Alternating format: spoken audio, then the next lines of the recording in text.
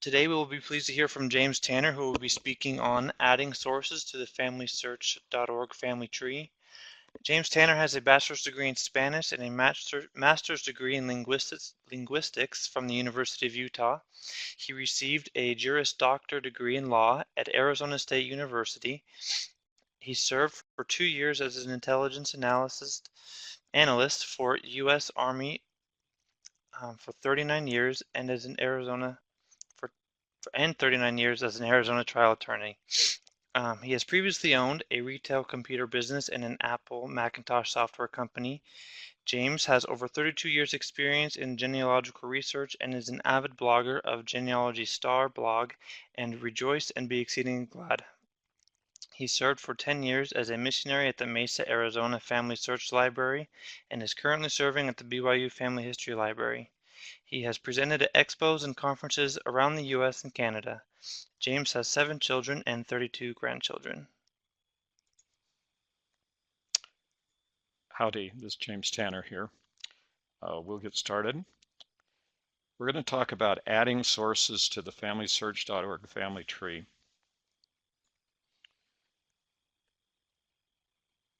The entries that we put into the family tree, the names of people, of our ancestors, their descendants, all of these people, historically have not been verified or sourced. What that means is that we're not aware of any of the historical records used by our own ancestors, the people who submitted most of these names, or even ourselves if we did it a long time ago, to substantiate the information that's there. It's not that we distrust the people who put the information in, it's that we don't trust them. Let's just be obvious. We don't trust what's there because we don't have any way of verifying it. And the sources, or putting information about where these entries came from, is what makes the tree more valid, more verified, and we can rely on the information more completely. So the problem here is that each of the entries should be substantiated by adding a citation for the source of the information. And we'll talk about what this means and how we're going to do this. And that's the purpose of this particular webinar.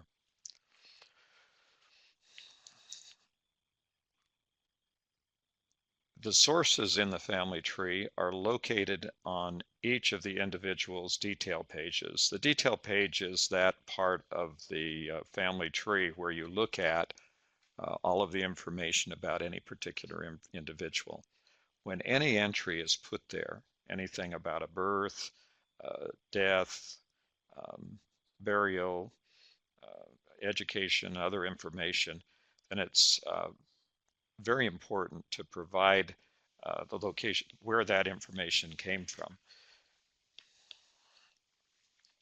The sources are located down in the list. Now, just recently, what FamilySearch did was, in fact, just over the last few days, they made these boxes on the family tree movable.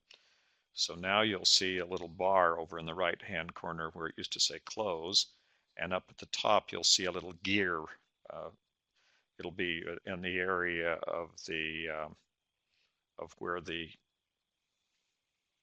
right under where the name is, and the top of the bar above where now it says Life Sketch.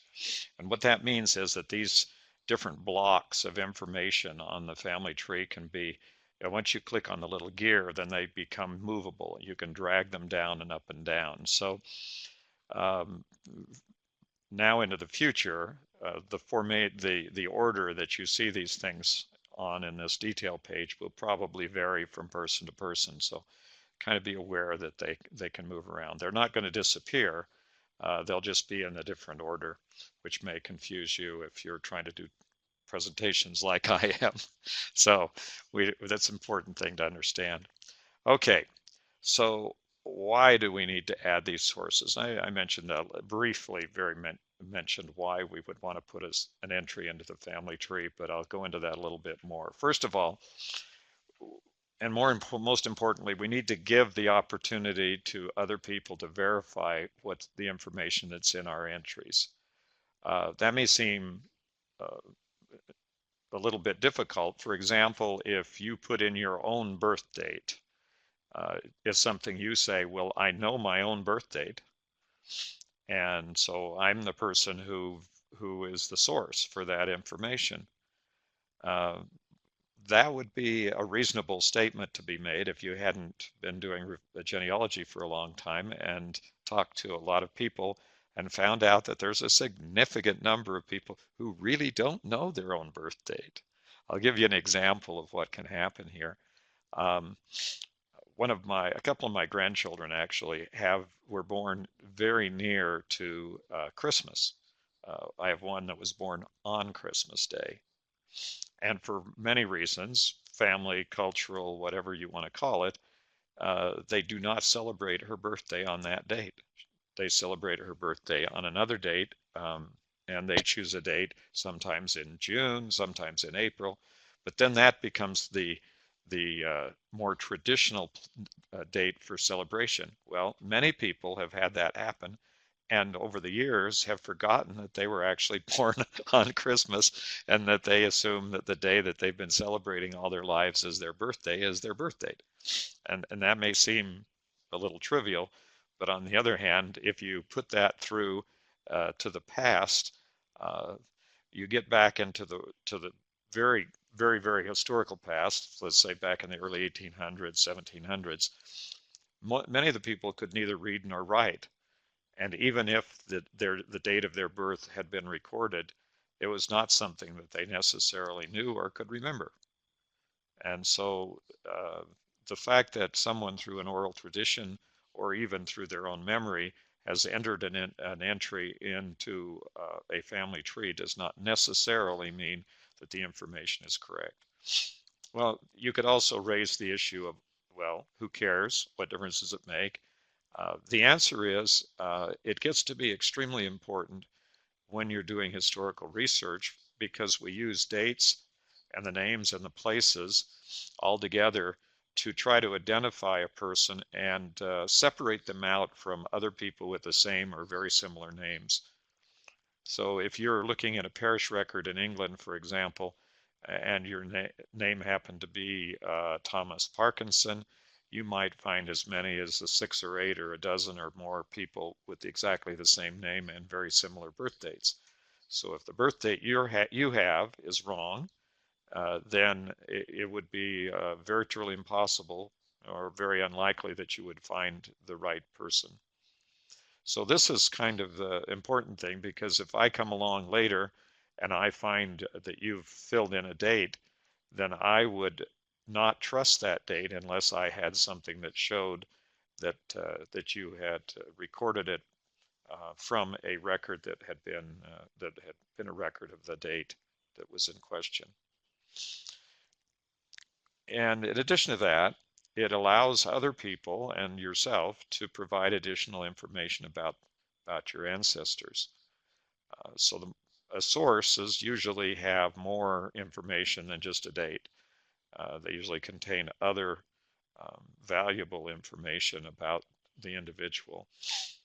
One of the things that we're commonly looking for is an ancestor's parents. We'd like to know the next generation back, and many of the sources, some of the information that we find in historical records may very well provide that information, and we would be able to proceed back making, finding additional generations back by using the sources. Then the last point is to avoid the duplication of research efforts. Now, one of the things that happened in my past is that I inherited a great deal of genealogical information, records, letters, family group records, all sorts of different types of records from my great-grandmother. As I went through that pile of boxes, about 5 boxes high, of tens of thousands of pages of information, I found that over her lifetime, she actually redid all of the genealogy 3 times.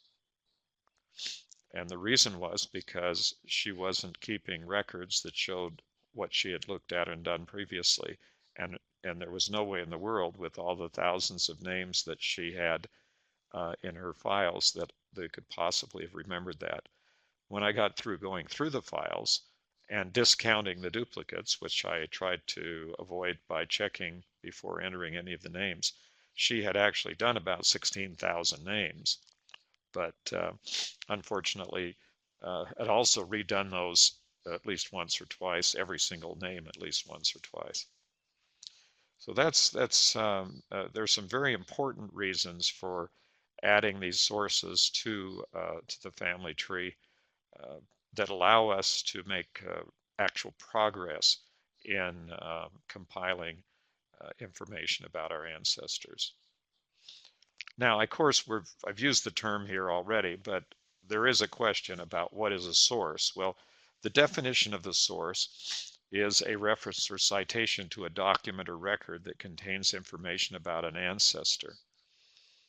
And what's a record or document? Well, we get into that, can become a very long discussion. But for example, if I were to use a common record of today would be something like a birth certificate. A birth certificate is a record or a document, and it does contain information about my birth. And if I had the same document for one of my ancestors, then that would become a source for the information that was in that particular record or document. And it may be important also to point out that there are just an almost overwhelmingly large number of different types of documents and records out there.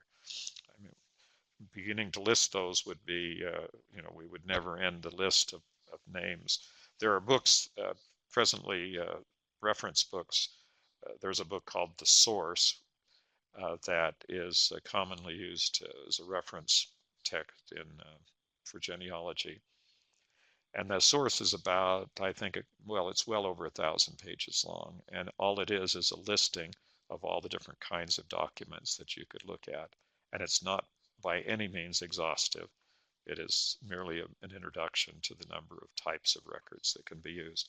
So the idea of a source is that we find these documents that have information about our ancestors, and then we do something about it. And when we're talking about a source and putting in a source into the family tree, into the FamilySearch.org family tree, what we're trying to get people to do is to tell us where they got the information.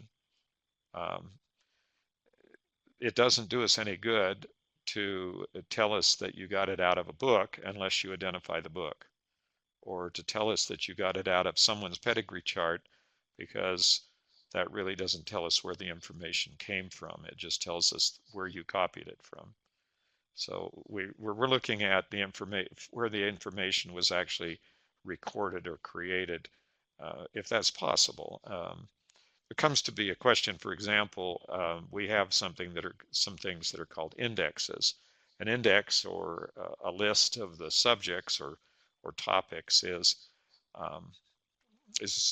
a way of finding. It's a finding aid that allows you to find a record.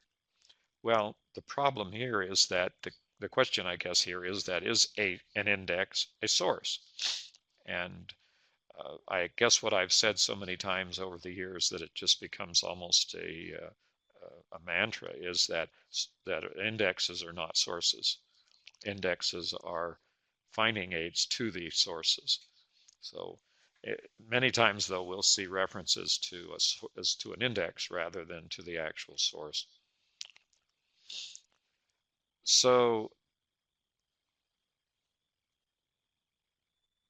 what are the terms record or document? Well, in actuality, they refer to the same thing. They're used interchangeably. And so we're not going to get confused if we use the term source or record or document. and all of those can be used interchangeably. And the word source is often used to refer to both the record and the document, so a record or a document. These are very generic terms, but it helps to think about the terms that you're using when you start to communicate about this type of a subject, genealogy. So when does a document or record become a source? Well, that's an interesting question, and the answer is that it requires that the document or record be examined, and that the person doing the research, the researcher, extracts the useful information from it. Well, there's a part here that's important to recognize, and that is that when we're looking at sources, we need to use judgment and be critical of the information that we're finding. We don't need to become critical to the point of rejecting information for trivial reasons, but we're the person who is drawing the conclusion as to whether or not the information contained in a record does in fact apply to an ancestor, to a person, and secondly, that the information is somehow reliable. So we need to talk about the reliability of the record sources. So the question here is, where do the sources in the family tree come from? When you go down to the source section in the detail page where we're adding in the source information. Now let me make a note here because this is important, and that is sources can be repeated because for one example, a census record may contain the names of everyone in a certain family. The parents, the children, perhaps even grandparents living with the family or other relatives. And the issue there is that we supply a citation to this particular record for each of the individuals named in the record. So there's a copy for the father, the mother, and each of the children, and anyone else living in that household that's noted or mentioned in the census record. So that, in a sense, the source becomes the source record for multiple individuals. If we just put it on the father, for example, which is a common practice, by the way, then if I want to verify the children, whether the children appeared in the census or the wife, then I would have to do the work all over again and find them in the census record. In kind of a fundamental way, though, here in the family tree, FamilySearch has marked the records in two different ways. First of all, this is a record that comes from FamilySearch. It has a little icon there that looks like a tree, well, sort of arguably like a tree. It basically is a kind of a stylized tree. And the other ones are the world, and those are records that come from other websites. So there's no implication here that one is more reliable than the other. It's just simply a way of letting the users know that the information that's marked by the little trees is available right there on the FamilySearch.org website, while the others is probably linked to some other website out on the internet someplace. So there's different ways of looking at sources, and I mentioned a moment ago about the reliability of the sources. And so we're going to divide sources up into different categories so that we can determine, in a general way, we can determine their reliability. That doesn't mean that the person who made the source didn't make a mistake and record the wrong information, or that they in fact weren't actually lying when they created the source. One thing we see very common, if, for example, there's a record that's called that were done for World War I and World War II called draft registration records. In that draft registration record, the person who was registering for the draft, usually a young a younger male from the age of about 18 up to 40 would give the draft registrar people his birth date and information. Uh, I would say that it's very common for me to find young men who lied about their age to get into the Army. So we often find that the date that they gave the birth date that they give on those draft registration cards is off by a year or two, depending on how old the person was when they came in. The 16 and 17-year-olds could sometimes pass for older, and they took advantage of that to fudge a little bit on the dates to get into the Army. I've also seen it, by the way, on marriage certificates, on the marriage licenses, and on the information that was given for marriage. The reason being that most of the states and most places in the world had a minimum age for marriage. That could vary. It could be as low as 14 and as old as 21. But many times what it did require was parental permission if it was under a certain age. So commonly throughout most of the United States, if a minor under the age of 18 wants to get married, they have to have their parents' consent. That was a pretty good incentive for some people to lie about their age. I found that to be pretty obvious on occasions. In one case, I know that they did lie, and the next census came up after they were married, and they said they were the right age, which was 2 years younger than what they'd said on their marriage license. So basically, when we're looking at sources, the first thing we'd like to look at is something that's the personal knowledge of the researcher. So if you happen to know and were there when your child was born, you are the primary source for that information. There's no question. You're just going to be able to be relied on. I was there. I made a note of the date that I was there, and I'm the person. Secondly, are oral statements from relatives. Okay, well, yeah. Sometimes we have no idea what the motives are of the relatives in giving us statements, but they can be that. That can be a source. You can have that listed as a source. And books, Bibles, journals, diaries, letters, yep, they're all sources. And any other kind of record that contains information could also be considered to be a source. The important thing is to write this down.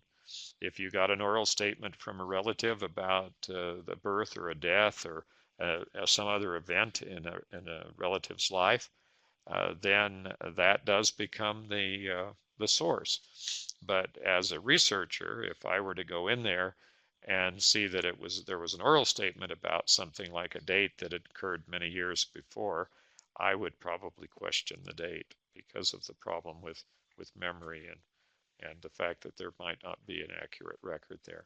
So that goes to a different issue altogether, and we'll talk about that in a second. But secondly, we use the term citation. Well, a citation is not a source. You kind of get those two confused. Some people say, well, this work is all cited, and my answer is, yeah, but how many of the sources are valid? You may have the most perfectly formed citation in the universe, according to the Chicago Manual of Style down to the last comma, but it doesn't mean it's a valid source. So a citation is the formal written way of describing the source. And I'm sorry, but from my standpoint, an unduly large amount of energy is expended in creating valid citations, but that's just the way I view the world. From my view, and this is my opinion, obviously there are many people out there that disagree with me, but mine is you've got to tell us where you got it. If you can tell me where you found it with enough specificity that I can actually find the record that you're referring to, then the rest of it is whatever else you want to call it. The reason why, basically, and this is more being a little more serious here, the reason why citations are important is because they're a way of communicating formally. And in circumstances where formality is necessary, for example, if you're writing a journal or if you're communicating in a formal way with people, then source citations need to be made in a regular and recognized way so that there's no question about the way that you're communicating the information. So if it sounds like I've argued both ways, that's what you get for being an attorney. I can change sides anytime I feel like it. Um, but if a formal citation, you can have a formal citation that is exactly accurate according to something like, I'm mentioning Chicago Manual of Style or the Modern Language Association or whatever, and yet it still might not be accurate. So citations doesn't make it, having a proper citation form doesn't make it accurate. Okay, well, that's enough about that. But let me kind of repeat this, that the citation should contain all of the information necessary to locate the source. Now, here's what I think, here's one of my questions that I always raise. Of course, this doesn't get me anywhere with the citation people, but here's my question. You have a book and you cite the book. Well, I can do a perfect book citation. Guess what? I have no idea where that book is. I have no idea where you got it. And you could say you got it from so-and-so's history of such and such county. Where did you find it? How do I go find the book? You know, I guess my problem here is that citation form was made for the convenience of people writing journals and articles and formal academic presentations. And they assumed that everybody could find what they were looking for if they just knew the title to it. But I would like to know on a lot of genealogical material, who has the diary that you just cited? Where do I go to get it? Who has the book? Some of the books that we use in genealogical world are extremely rare. They would be considered rare books because they've only have maybe 8 or 10 or less published copies of the book.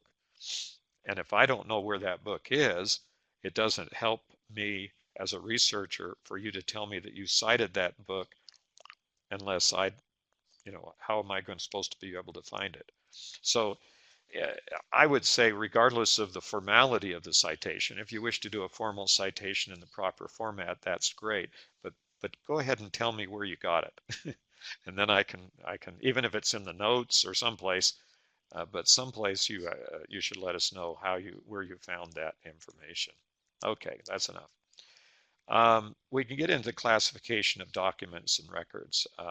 This is a somewhat arbitrary way of looking at information.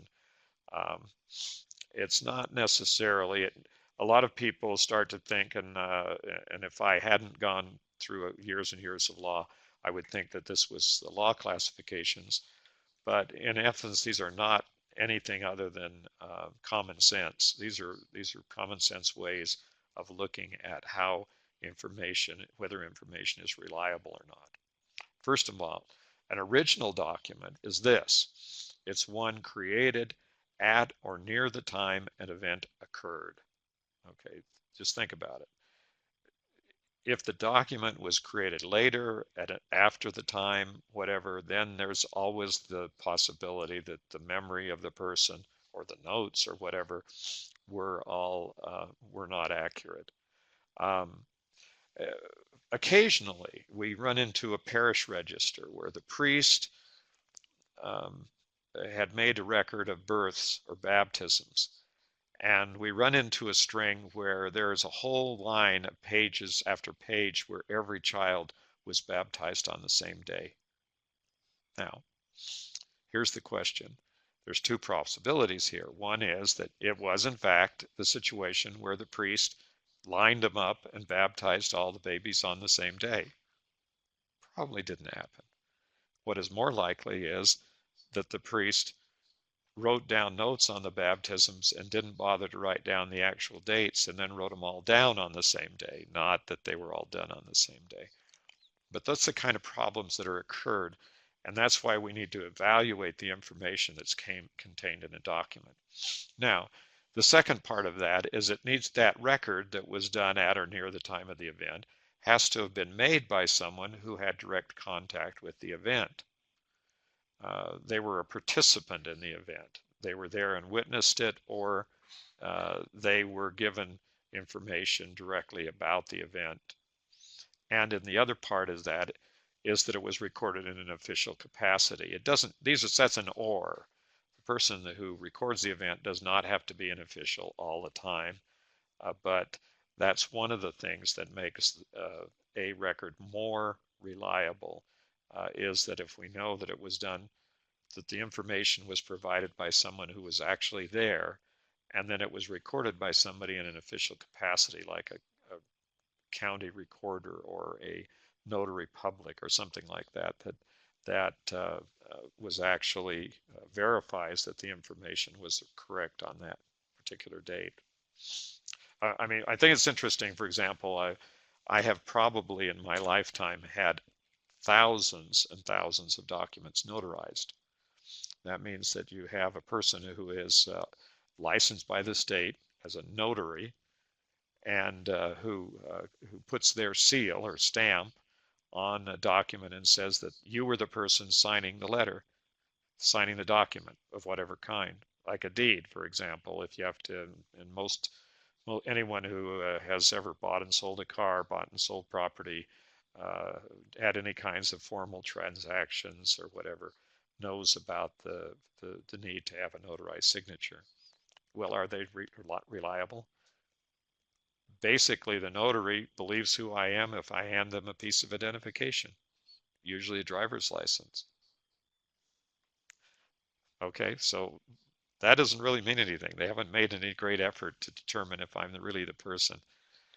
In some countries, recognizing that problem, notaries and the person involved, notaries will require the person to put their thumbprint or their fingerprint on the document. So there's some other things that people do because this is an important issue. Okay, another way of classifying the documents. We talk about a derivative document. A derivative document is one that was created subsequent to the time an event occurred. After the time of the event, sometime later in life, it was there. How many of us as researchers have recorded a birth date off of a grave marker, off a grave tombstone? Well, how many years after the birth was that tombstone made? And how accurate is that date? Well, that's always a question, and derivative documents, simply by nature of their being separated in time and maybe in space from the original event, are less reliable than a primary document. From the information in original, usually it's copied. In other words, there is an original out there, some kind of a document, and someone has copied that information and put it into a derivative document. A classic example, and I just mentioned it a moment ago, a driver's license. A driver's license is a completely derivative document. It tells the date of birth of the person, and that's been usually given simply by an oral statement, or in some cases a birth certificate. But none of the information that's on a driver's license is verified by the person who creates the license. It's all derivative information. And we generally, as I mentioned earlier in the presentation, we consider indexes or compilations to be derivative documents.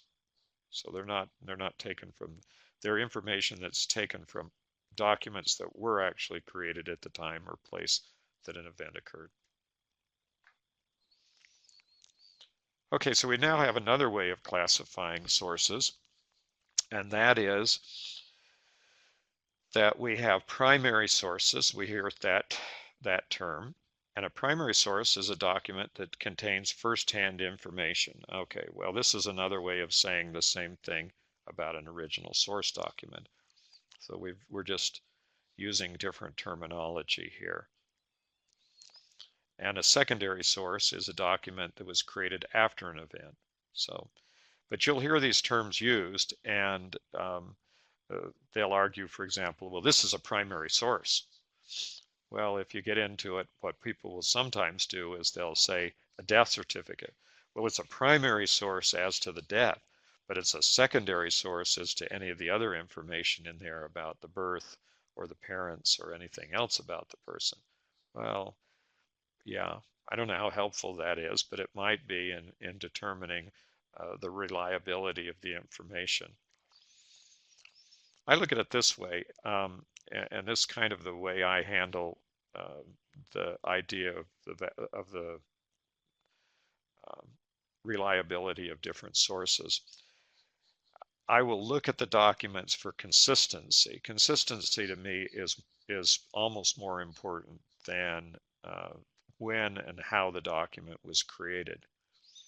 So, for example, if a birth date given in a death certificate happens to be different from other recorded instances of the birth, church records or a birth record, an actual birth record or whatever, then that will automatically be questionable.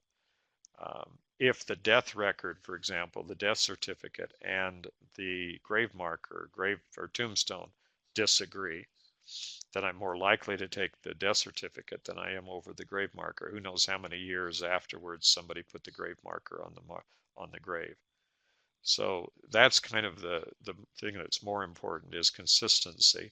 And that only comes if you have, obviously, if you have more than one source for the information that you're trying to rely on. Now, what do we do about entering sources? Well, first of all, today in the family tree, FamilySearch puts out a big marker on the side of each individual's detail page to tell us when those sources have been added. So here's a big purple marker that you click on if you see it by the side of the person in either the descendancy view or whatever. And what it will say is if there are no sources, attached. Now, because they've done that conveniently for me, I can begin do a sort of a entry level sorting of reliability here. So if I go through and look at a family tree and I see that there are no sources attached beginning at a certain level or at all, then I can conclude that I'm not too, I don't have much confidence that particular information is correct. So this is an important fact. Okay, so we're going to enter a source. Here's your source box from the detail page. There's two options here. You can create a new source, or you can attach from the source box. Now, the source box is a temporary storage place. In FamilySearch, you can enter into the source box by clicking on your name as it appears in the upper right-hand corner of the screen. And if you attach a source to the source box, that doesn't put it into any particular person or attach it to any particular person. It just creates a place where it can be copied off to anyone in the family tree. It's a really convenient way of adding sources that pertain to multiple people, like a census record or whatever that has a lot of names on it.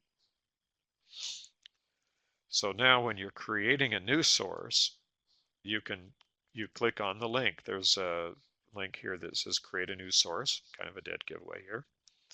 And you get a form. The form has places, fields to put it where you can enter the information.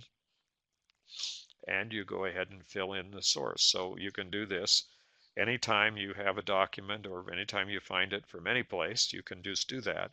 Now, FamilySearch internally within the program itself has a way of attaching a source without rekeying in or retyping the information that's in the source. So you wouldn't go through this step if you're attaching a source directly from FamilySearch to an individual in the family tree, so inside the same program. So what happens here is that either this, when you find a source in FamilySearch, it will allow you to attach it directly, or it will allow you to put it in the source box and attach it directly from the source box. So it's either one or two steps to adding a source to an individual. Now you could, in creating a new source, rather than keying in or typing in all the information, you simply copy and paste it from another website. This is particularly useful if the other website has provided a citation for where the source comes from, where the information comes from. So then you just have to copy what they've already given you as the source for the information. Now you could get really technical here and say, okay, yeah, but they gave us a source, but we didn't go out and look to see if there was an accurate source. Well, you have to live a little bit of, have a little bit of slack in here, because if you get to the point where you can't even copy a source out of a book or out of a record or whatever, an online record, simply because you haven't seen the original, then it depends on your ability, what your level of confidence is in the entity that has recorded that particular source. Okay, and the second part of it is you can add a link to a web page or documents in the memory section. There's a thing that says add a memory there. And so you can add it as a web page URL, or something, a document or a photograph or something that you have put into the FamilySearch.org memory section. So those are both other ways to attach sources to the detail page of a person. This is a screenshot of the source box. Your source box may differ, as they say. This one happens to be mine, full of stuff, and I can then, if I open up the source box from within that, I skip back here where it says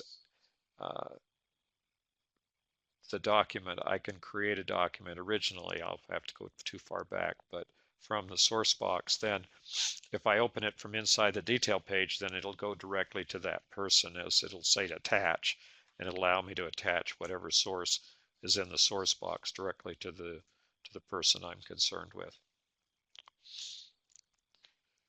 Okay, so let me give you an example of adding sources from Ancestry.com. This is a death certificate for Ellen Sutton Linton, who died back in 1907 or 1909, and so this is what we would consider to be a record or document from which we could take information about a person in our ancestry. So that satisfies all of those requirements. So we're going to add it as a source. Now, if we look at this and we say, oh, we didn't know the death date, we put that in our record, in our family tree, and we put in some of the other information about burial or whatever in our family tree, then this becomes a source, and we should be telling people this is where we got the information. So we go to, in Ancestry, basically the program will provide you a link. It'll say save. There's a green button on when you find a source, and if you click on that, it will give you a choice of saving it to someone in your family tree. So you just select that and type in the name of the person that you want to attach that source to, and they will add that to your list. This is what the detail page from the Ancestry family trees look like. The sources are listed down the middle, and they translate that into a timeline, and then they give you members of the family. So there's quite a bit of information there. Now, fortunately, we have a utility program called RecordSeek.com that will allow us to move sources from many websites out there, including Ancestry or MyHeritage or Find My Past or Find a Grave or Billion Graves, any of these big websites with a lot of information. We can use this RecordSeek app. It's actually a browser applet. How's that for a technical term? A browser is the program you use to look at the internet, like Firefox or Internet Explorer or Safari or Chrome, and this little utility parks itself up in the menu bar of the or record bar of the of your browser, and when you want to add a source to another from one place to another, this will copy all the pertinent information, and then you can just move it over into either Ancestry or the family tree. It's called RecordSeek.com. We'll have to do a webinar or whatever on this particular product because it's a little more complicated than what I've just said, but we do have a couple of videos up on the Family History Library YouTube channel that explain how to use this if you need that kind of thing. And as you follow the instructions on RecordSeek and work your way through the program, then it will go ahead and add the record directly into the family tree, into the source box for the person you've indicated. Now, one thing that happens here, and I just kind of mention this because it's not really doesn't come out in the instructions, and that is if you have all these windows open on your computer where your person is and everything else, and you do anything like add a source from any program, except from Family Tree because it will automatically reload the person. But if you try to add it from any other program, you're going to have to reload that person, refresh the screen or reload the screen in order for that source to show up, because when you have the window open, other programs are not going to be able to add any information to that open window. So just remember there's kind of an extra step in there that you might have to take. So here's a way to add it from MyHeritage, for example. Here's use RecordSeek, can add a source from that. Now, if everything else fails, if you can't ever remember how to use a RecordSeek or whatever, then you can always create a new source and copy and paste the information over from wherever you got it. So if all else fails, try copying and pasting the information into the new source form. Or even if you can't remember how to copy and paste, then just type it in. Don't even bother to worry about it. Just type in the information. I think that's a good enough incentive to let people learn how to use these other programs. However, if you were putting in a lot of sources, you would pretty soon you'd try to figure out a way to do that a little more efficiently. Now, one thing important is that in the major programs today in FamilySearch, Family Tree, which we're talking about primarily today, but also in Ancestry, MyHeritage, and Find My Past, and perhaps some other programs, they have what are called record hints. And a record hint is a suggested source for information about a particular individual. In this case, the screen you're looking at right now, there's a blue box off to the right-hand side that contains information on the Mormon Pioneer Trail database. And if your ancestor was the one that's identified in that database, then that could be by simply clicking, you could add that information in as a source.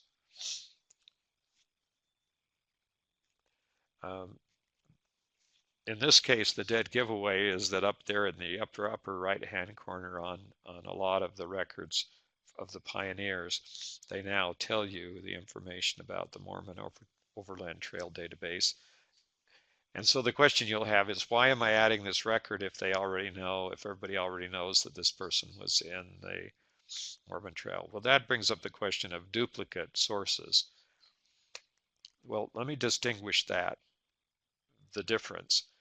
For example, if I add a copy of a record as a source from FamilySearch Family Tree, then that's one source. The source is the FamilySearch Family Tree for that record. The record itself could be considered in one level to be source for information, but what we're talking about here is, like I said earlier, where did it come from? Well, it came from FamilySearch.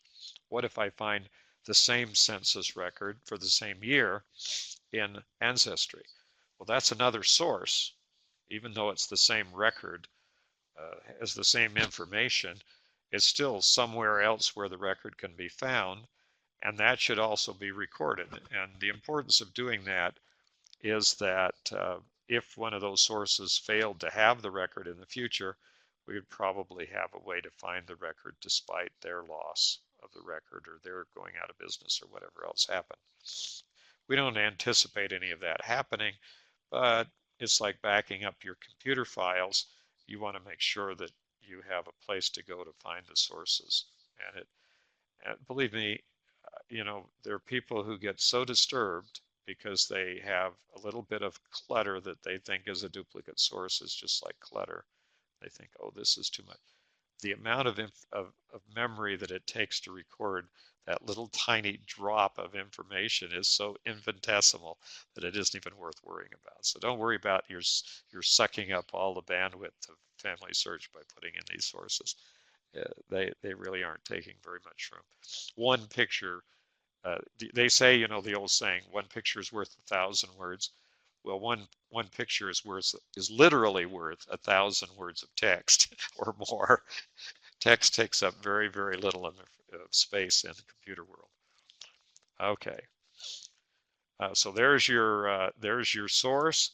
You click on that source and it will open up, and then you can review and evaluate all the information. And the important thing here is to make sure the record hint actually refers to your ancestor, not somebody else, someplace else.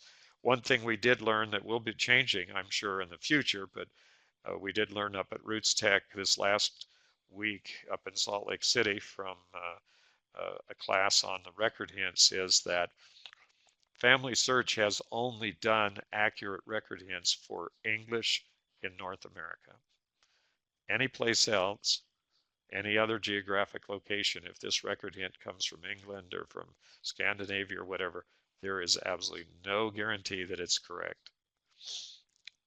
The only place where we have corrected ones under their program now, I could give you the technical terms for it, is they haven't written the algorithms for correcting the hints for any other place other than the United States. So record clickers beware, as they say. I don't know if anybody says that, but okay. So now we're going to attach that record to the person. We get a screen that lets us move information across. We can add certain information. There's a sequence here. All of those little plus add things should be added before you attach it, or otherwise they may not get attached. I think they try and attach them anyway, but not always. Down at the bottom, you'll see a box that asks you to give a reason why you're attaching the source. That is very important. In fact, they won't let you move add unless you put something in there, so you might as well just put something in there and explain to us why you're attaching this source to the person. But in this case, carefully consider all this information. I mean, we're not just clicking away here. Nobody at FamilySearch is verifying that this source is your person.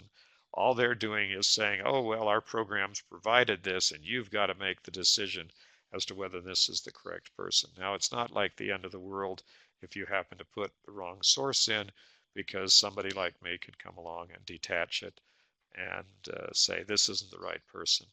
But don't worry about that so much. So make all this before you add it as a source.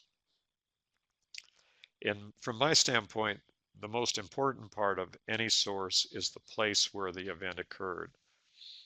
And so you should be paying very, very close particular attention to the sources. If you want to have an illustration of this, simply go into Google someday and put in your name, your special name that you were given by your special parents, and find out how many millions of other people out there in the world have your name. This is something that's that you have to get over when you get into genealogy, is that there are lots and lots of people out there with the same names.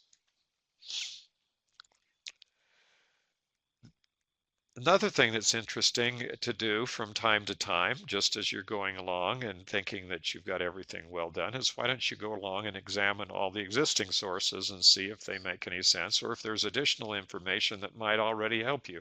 I find it interesting to find out that I go into an entry in FamilySearch Family Tree and they have not recorded the birth date, and down below there's a copy of the birth certificate. It's this kind of what we do, folks, is we copy the information off this record and put it into the little fields so we can see what we've got. So that's kind of the reason for examining the exist. And come down here and look for what they call legacy sources. Some of these make absolutely no sense at all and can simply be detached, but sometimes they contain information that may give you a lead on something that you did not know at all. So I would look at those. By the way, you do not delete inappropriate sources. If they're wrong person, source, or whatever, you don't delete it, you detach it. So there's a little bar when you open up the source itself, click on the name of the source and open it up, that says detach. Thank you very much. You can view this presentation eventually on the YouTube channel, but since we did this, you can also view it probably much sooner than the YouTube channel on the BYU page, where the schedule and all that information was, where you came to this webinar in the first place. So thanks for watching.